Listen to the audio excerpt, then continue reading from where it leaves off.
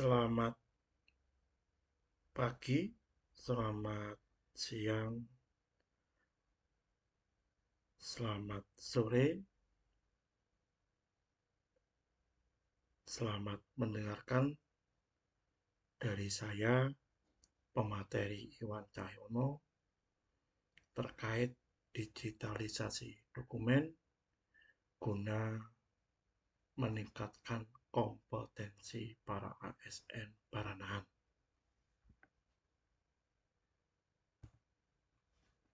Tujuannya yang saat ini kompetensi para ASN meningkat akan berimbas pada nilai IP ASN atau indeks profesionalitas ASN di Baranahan di tahun 2024. Peningkatan kinerja individu sudah pasti akan naik, akan mengakibatkan keterampilan yang dimiliki semakin bertambah. Saat ini tentang digitalisasi dokumen sangat-sangat berguna pada Bapak Ibu untuk mengoptimalkan kinerjanya.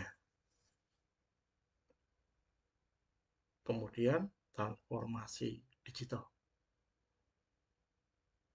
ASN sangat perlu menerapkan teknologi digital dalam pengelolaan dokumen dan informasi guna mengenal tentang sekarang eranya digitalisasi.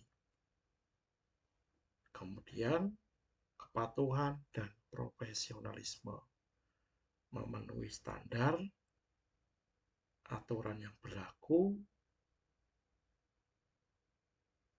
penerapan praktek yang terbaik tentang digitalisasi pada kedinasan. Tujuan pembelajaran ini terkait materi digitalisasi dokumen guna mengembangkan keterampilan pada ASN Baranahan lebih berkinerja profesionalisme. Lanjut, digitalisasi dokumen, tujuan belajarnya, proses digitalisasi itu sangat mengefisiensikan dari yang fisik, arsipnya yang bertumpuk-tumpuk menjadi yang lebih praktis, efisien tempat. Kemudian tujuan kedua, pengelolaan dokumen digital. Dari dokumen yang sudah jadi digital, kita atur, kita berikan penyimpanan kalimat yang sesuai dengan data tersebut, akhirnya bisa terorganisasi dengan baik sehingga memudahkan pencarian dokumen. Kemudian kepatuhan terhadap regulasi. Digitalisasi dokumen itu ada aturannya. Aturan yang menstandarkan kita harus mematuhi dalam digitalisasi.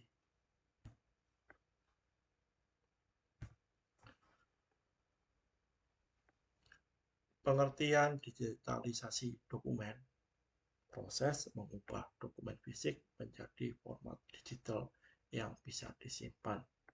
Bapak Ibu pasti pernah melakukan ini, tapi saya yakin semuanya tidak mengetahui apa yang sedang dilakukan itu adalah proses pendigitalisasian dokumen. Ada hanya mengikuti teman-temannya, bisa. Ada yang benar-benar nggak tahu, hanya kopas saja. Dalam materi digitalisasi dokumen itu ada sub dan subnya lagi. Yang pertama, pengenalan digitalisasi dokumen itu definisi dan tujuannya agar memahami apa itu digitalisasi dokumen dan pentingnya kegiatan tersebut. Kemudian manfaat dan tantangan. Mengefisiensikan, menghematkan biaya jika memang itu sangat dirasakan murah tanpa biaya, karena saat ini HP di genggaman masing-masing bisa di-scan jadilah file. Sub yang kedua, persiapan dokumen. Dokumen diklasifikasikan.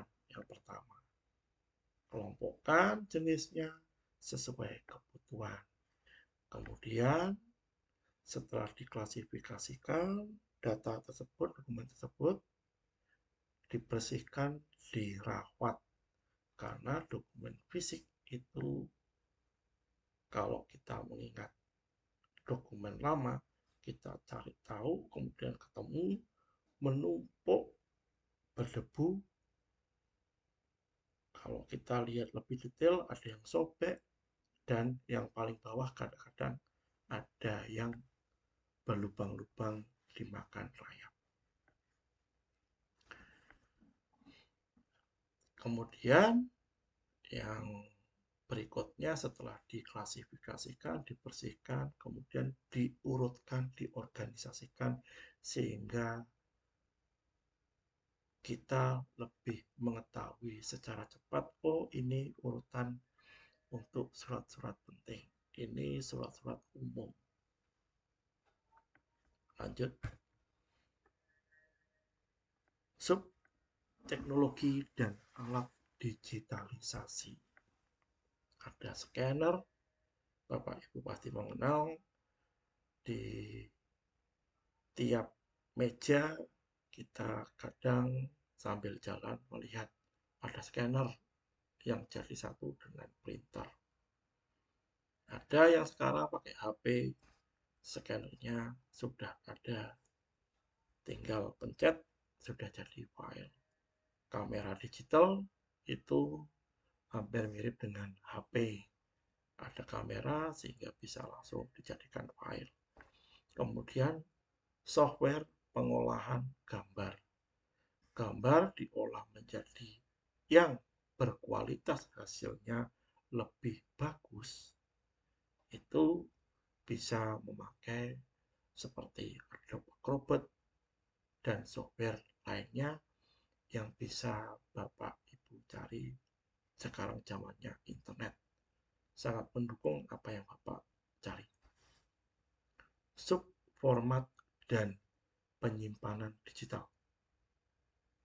Format file bisa bermacam-macam, penyimpanannya sesuai kebutuhan, ada PDF, JPEG, kemudian kompresi dan kualitas.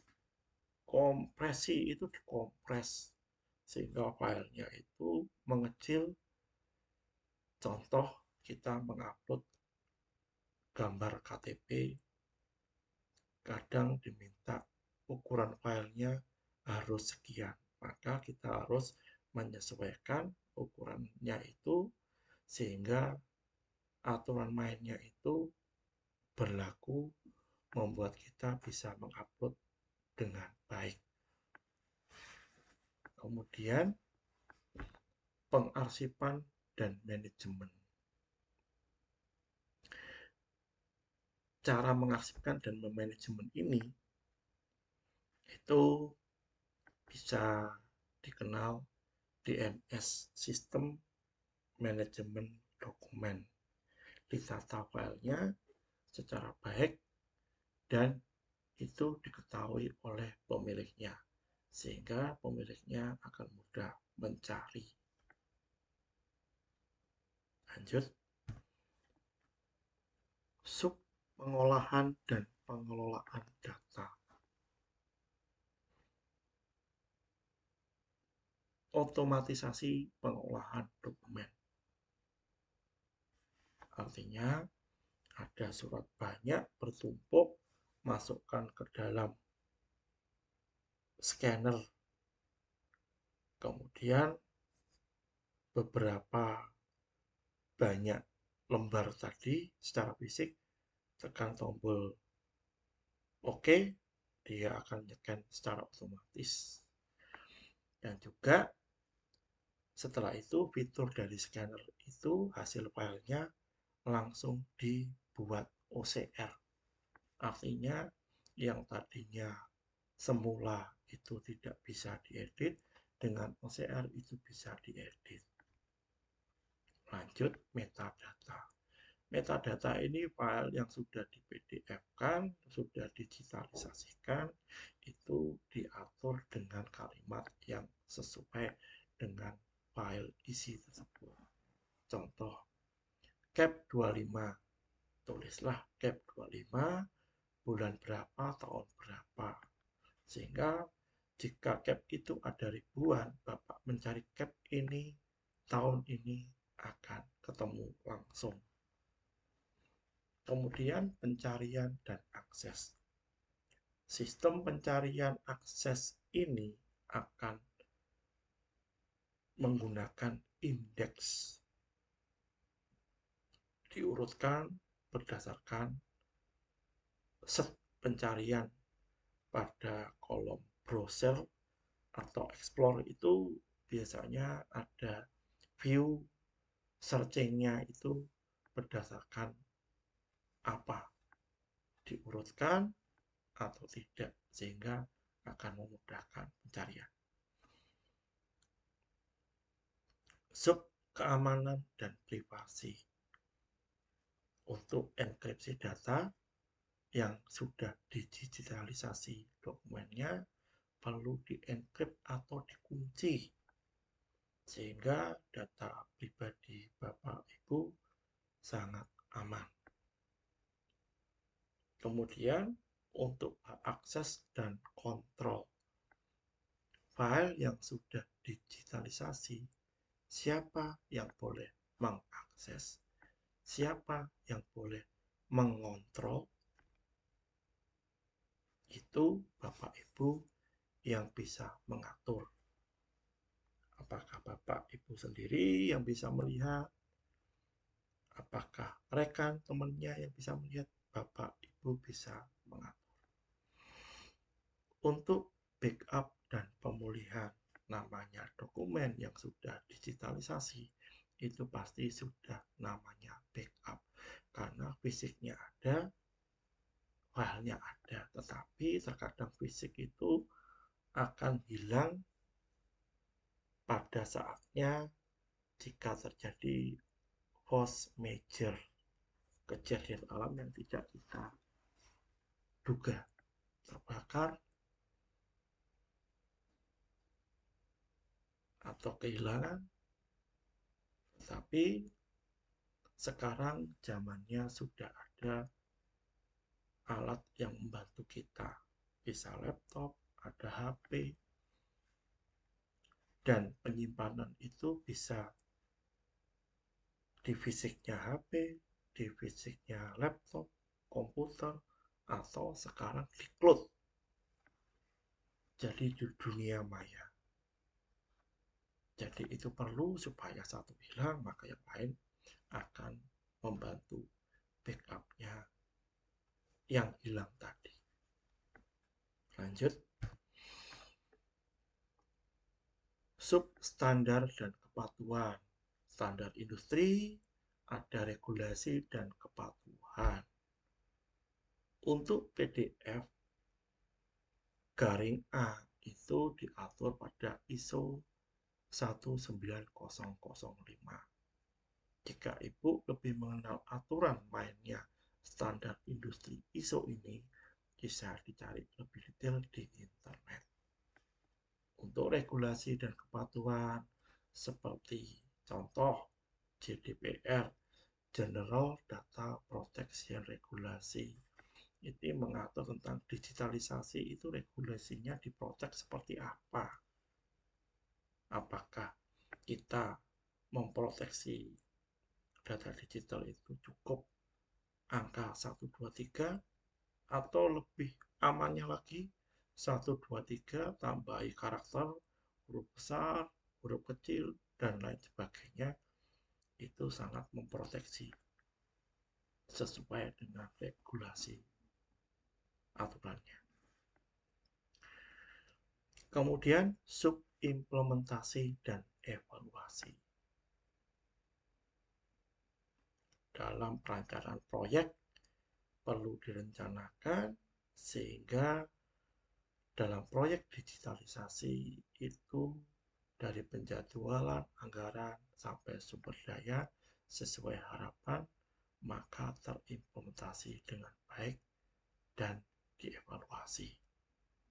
Kemudian evaluasi dan peningkatan hasil dari digitalisasi itu perlu dievaluasi apakah ada kendala dan apa kendalanya diselesaikan, kemudian hasil dari digitalisasi itu akan meningkatkan kinerja hasil akhir.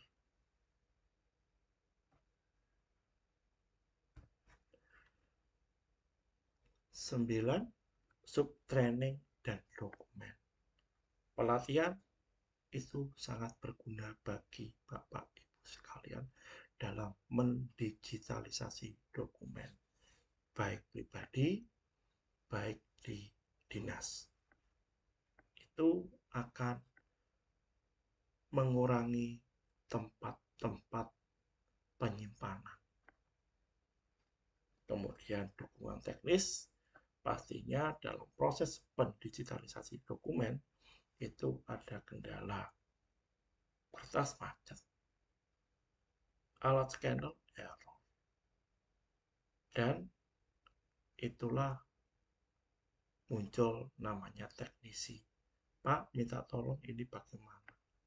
Pak, ini bagaimana? Akhirnya solusi itu dengan teknisi bisa membantu kita dalam proses pendigitalisasian dokumen.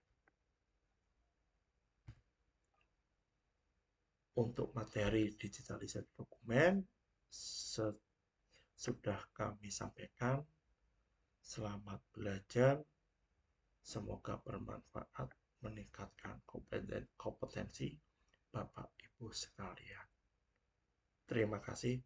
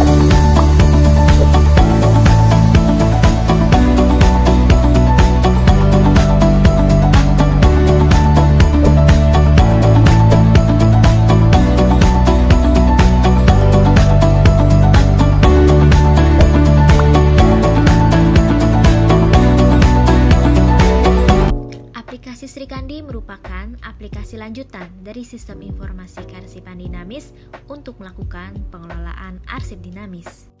Pengelolaan arsip dinamis adalah proses pengendalian arsip dinamis secara efisien, efektif, dan sistematis, meliputi penciptaan, penggunaan, dan pemeliharaan, serta penyusutan arsip sesuai dengan amanat Undang-Undang Nomor 43 Tahun 2009 Pasal 1 Ayat 25. Saat ini kita sedang memasuki revolusi industri 4.0, di mana penggunaan arsip elektronik menjadi hal yang biasa. Menurut Peraturan Kepala ANRI Nomor 20 Tahun 2011, arsip elektronik adalah arsip yang diciptakan, dibuat, atau diterima dan disimpan dalam format elektronik.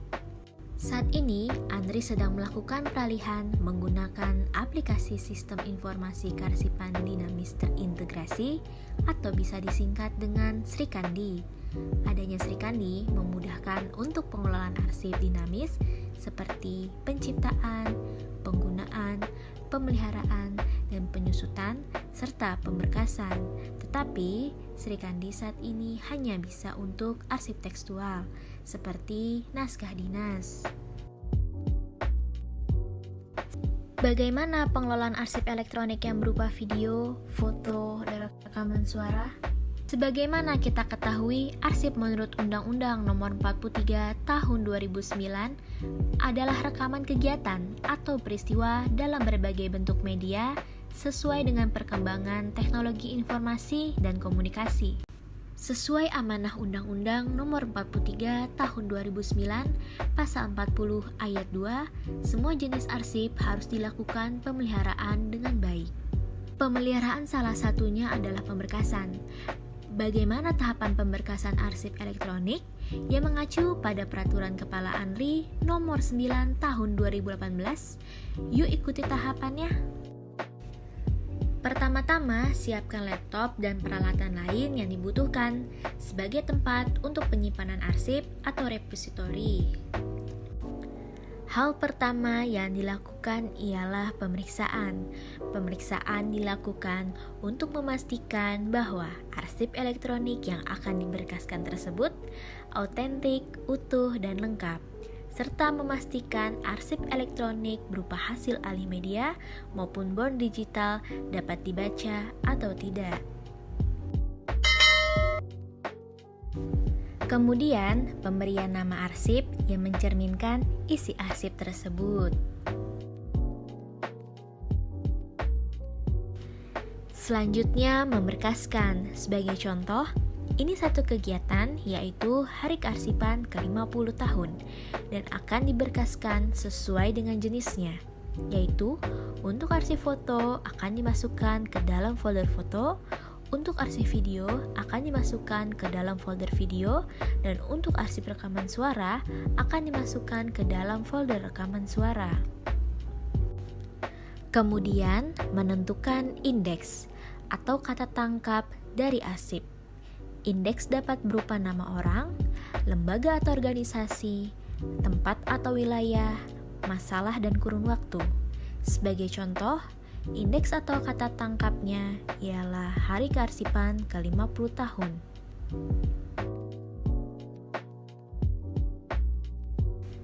Selanjutnya, menentukan kode pemberkasan yang sesuai dengan fungsi, kegiatan, dan transaksi yang dilaksanakan oleh unit kerja sesuai dengan kode klasifikasi instansi.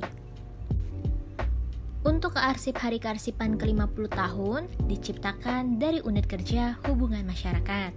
Klasifikasinya HM, kegiatannya upacara atau kedinasan 03.00, sehingga kode klasifikasinya ialah HM.03.00. Penulisan kode pemberkasan pada berkas kegiatan diawali dengan nomor berkas, kode klasifikasi, dan indeks. Pada berkas yang sudah kita buat, tinggal ditambahkan nomor berkas dan kode klasifikasi. Dan simpanlah folder Hari Kearsipan ke-50 tahun di dalam folder klasifikasi HM.03.00 di upacara atau kedinasan. Sesuai dengan aturan pemberkasan arsip, arsip harus diberkaskan secara kronologis atau historis.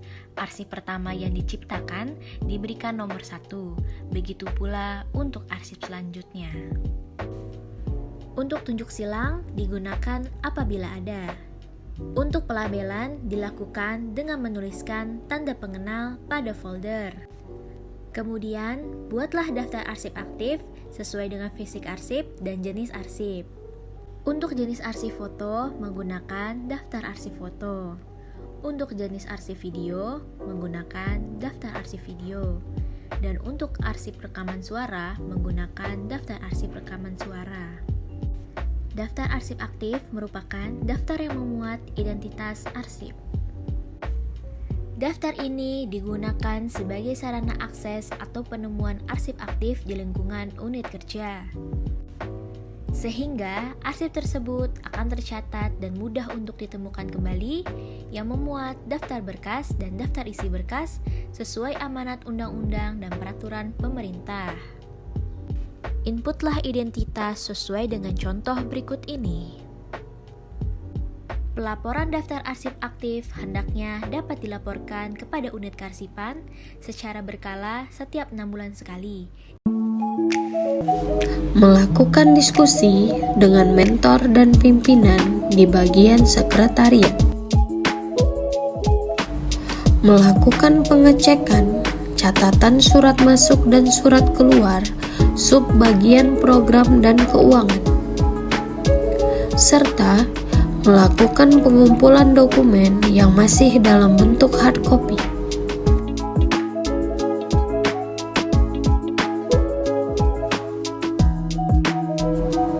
Mempersiapkan perangkat pendukung yang akan digunakan untuk merubah dokumen hard copy menjadi file soft copy.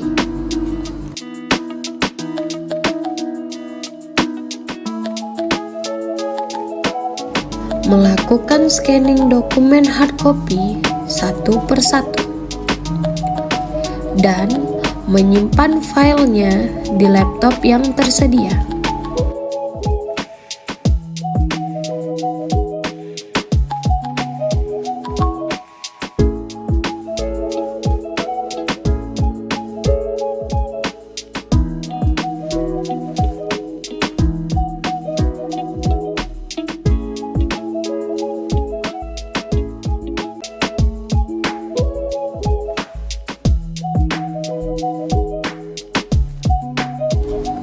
Membuat folder baru khusus untuk file dokumen subbagian program dan keuangan, serta melakukan pengelompokan file berdasarkan tahun dan jenisnya.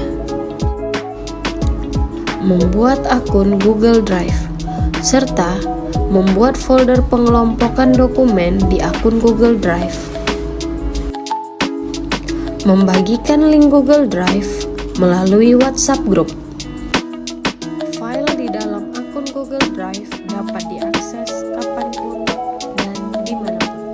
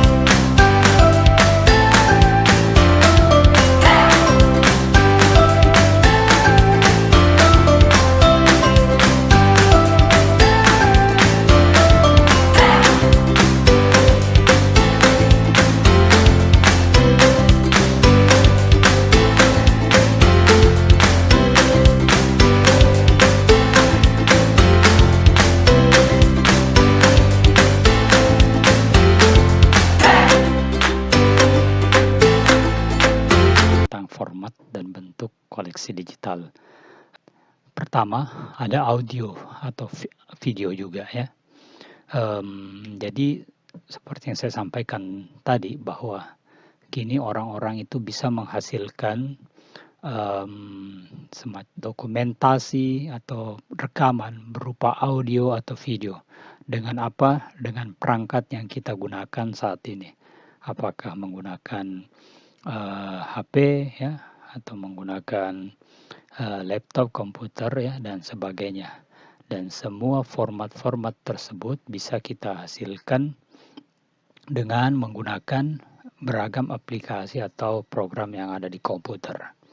Jadi suara dari radio misalnya ya, yang dulu sebelum ada teknologi digital saat ini, kita mengenal ada suara analog ya. Misalnya suara radio dulu itu dipancarkan atau disebarluaskan menggunakan pemancar radio ya, sinyal radio melalui gelombang frekuensi suara ya, yang biasanya ada sinyal FM, AM dan lain sebagainya.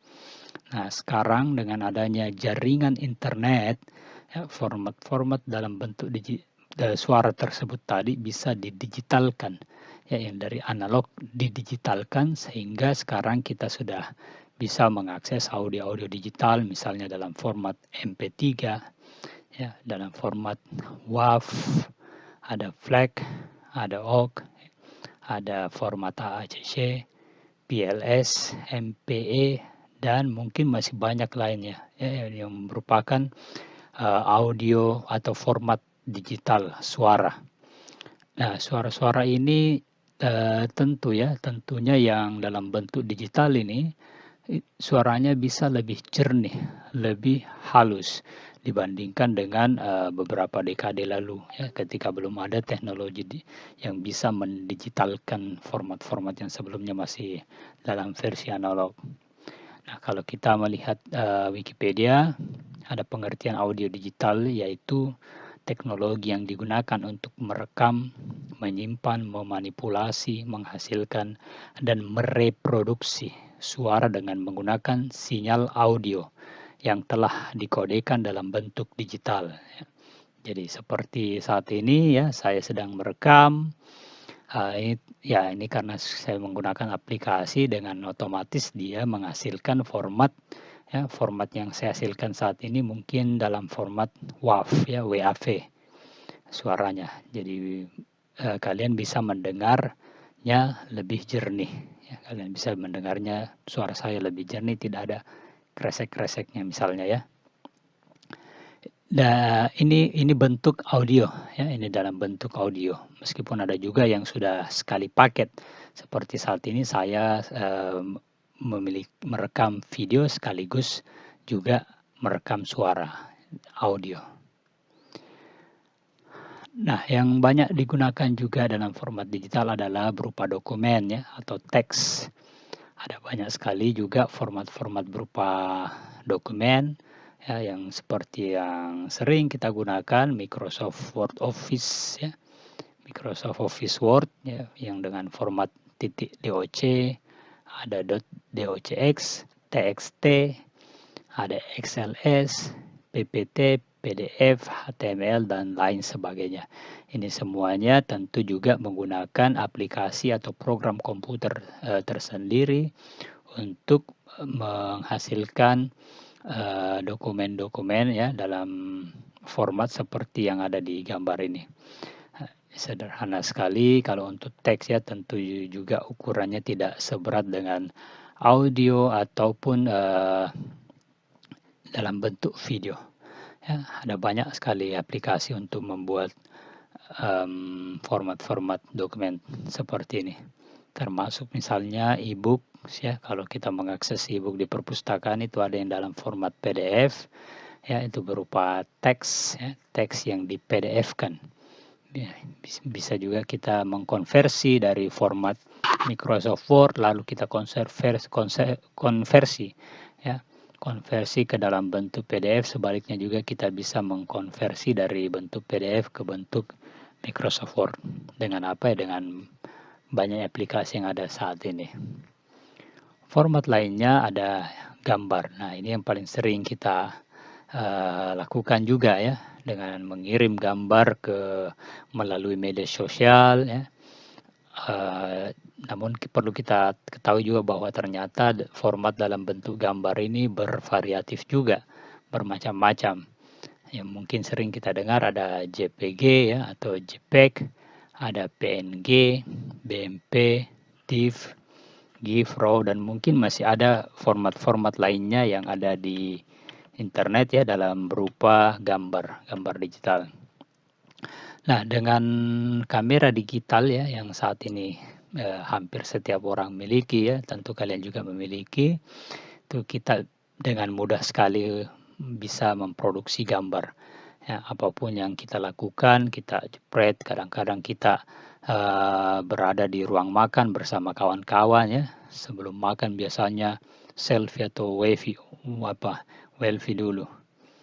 Nah, itu kita hasilkan, itu sudah menghasilkan format gambar ya. Tentu dengan apa ya? Dengan aplikasi yang ada di smartphone yang kita gunakan.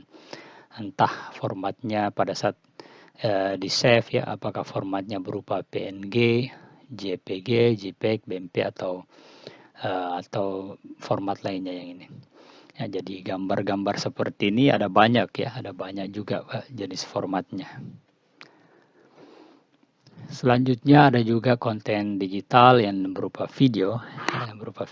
Misalnya ada WAV seperti tadi ya, suara. WAV ini bisa juga suara sekaligus juga gambar bergerak atau video. MP3 pun demikian ya, MP4. Ada juga AVI ya, kalau kita mendownload misalnya sebuah video di YouTube ya, ada biasanya kalau kita menggunakan YouTube downloader ya, ada aplikasi YouTube downloader di internet, biasanya kita bisa diberi pilihan mau dalam format MP4, mau format MP-AVI, atau mau dalam format yang lainnya ya, tergantung dari pilihan yang ada di situ. Dan format-format ini tentu juga ya, ketika kita ingin memutarnya mesti ada aplikasi untuk memutar tersebut. Misalnya MP3 ya, biasanya pemutar itu kita kenal dengan player ya, kalau pemutar player ya, pemain. Kalau ada video kita misalnya download dari YouTube misalnya dalam format AVI, jadi kita juga harus memiliki player untuk bisa memutar file berupa AVI, MPEG ya, WMA, 3D, MOV, MP3 dan lain sebagainya. Nah, jadi ada beragam jenis aplikasi ya, ataupun program di komputer yang bisa kita gunakan, baik itu menghasilkan sebuah video ataupun untuk memutar video yang kita ambil dari beragam sumber, misalnya dari internet itu video. Nah, format digital ya, tentu di saat ini ada beragam ya, ada banyak sekali format digital yang mungkin juga belum pernah kita dengar sebelumnya.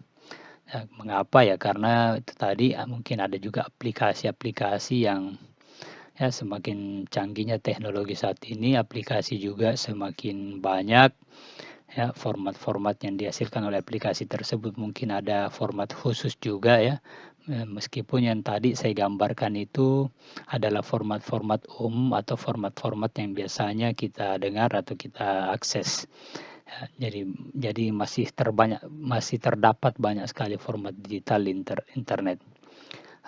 Intinya ya, format digital itu ialah bentuk-bentuk yang berupa digital, maksudnya tidak dapat disentuh, namun bisa kita saksikan mereka dengan menggunakan apa ya, di layar smartphone kita atau di layar laptop kita.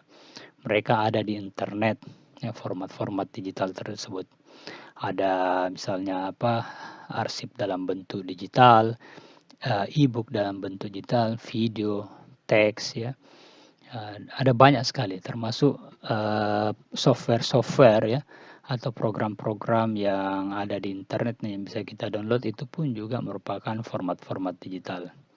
Dan format-format digital seperti ini dia akan terus bertambah ya, dia akan terus bertambah seiring dengan berkembangnya media TIK yang ada di sekitar kita. Nah, oleh karena itu ya, kalian juga mesti melek ya. Kalian mesti melek dengan format-format seperti ini. Kalian mesti paham, oke, ini adalah file PDF, ini adalah file JPG, ini berformat MP3, ini format 3GP dan seterusnya. Dengan mengetahui format-format itu ya, saya kira ada manfaatnya juga ketika kita menggunakan media internet yang ada di sekitar kita. Nah, mengapa format-format tersebut makin banyak di internet? Ya, pertama karena mesin-mesin scan ya, atau proses-proses digitasi itu sudah sangat mudah sekali dilakukan. Ya, semakin murah ya, semakin terjangkau juga harga-harga mesin scan, yang mana dengan alat scan ini ya, kita juga bisa diberi pilihan apakah hasil dokumen cetak yang kita scan ini bisa disimpan dengan bervariasi bentuk digital atau format digital. Misalnya mau berubahnya ke dalam bentuk PDF, mau berubahnya ke dalam bentuk JPG, ya, mau berubahnya ke dalam bentuk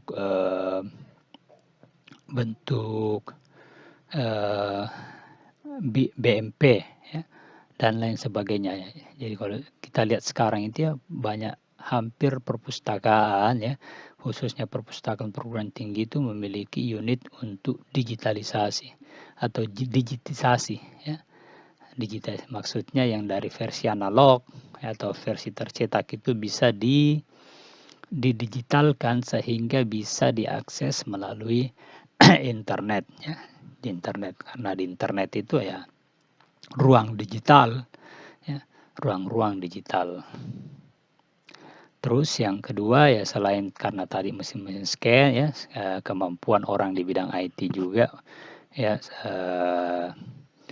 siapapun ya tidak membutuhkan pelatihan khusus untuk atau sekolah yang berlama-lama misalnya untuk menguasai bidang ini. Karena apa? Sistem-sistem yang dihadirkan itu juga sudah semakin mudah untuk dipahami ya. Nah, lahirnya koleksi digital. Kita sekarang masuk ke perpustakaan ya. Di perpustakaan digital ya, tentu memiliki koleksi digital ya. Ada perpustakaan digital yang memang koleksi yang dimilikinya itu tidak ada lagi yang cetak, namun semuanya itu sudah dalam versi digital. Seperti video yang saya minta kalian untuk mengaksesnya di YouTube ya, pada pengantar perkuliahan ini, di sebuah perpustakaan digital di Amerika yang memang hanya tidak ada rak-rak untuk buku cetak yang kita saksikan, namun yang terlihat hanyalah PC atau personal computer ya, yang bisa dimanfaatkan oleh pemustaka untuk mengakses koleksi-koleksi digital tersebut. Dan website perpustakaan digital di internet itu sekarang ada banyak sekali ya. Saya tidak tahu ada berapa banyak, mungkin ada jutaan ya, kalaupun mungkin bukan jutaan, mungkin ada ratusan ribu ya. Kalau kita bayangkan saja kalau semua perpustakaan perguruan tinggi saja yang ada di dunia ini memiliki masing-masing perpustakaan digital ya, nah itu sudah berapa banyak. Dan tadi ada mungkin yang memang terlahir dalam bentuk digital ya, maksudnya ya sekarang makin banyak ya, misalnya berupa teks, tapi teks ini tidak kita jumpai versi cetaknya. Karena apa? Ya mereka memang dihasilkan sudah dalam bentuk digital. Misalnya seperti apa?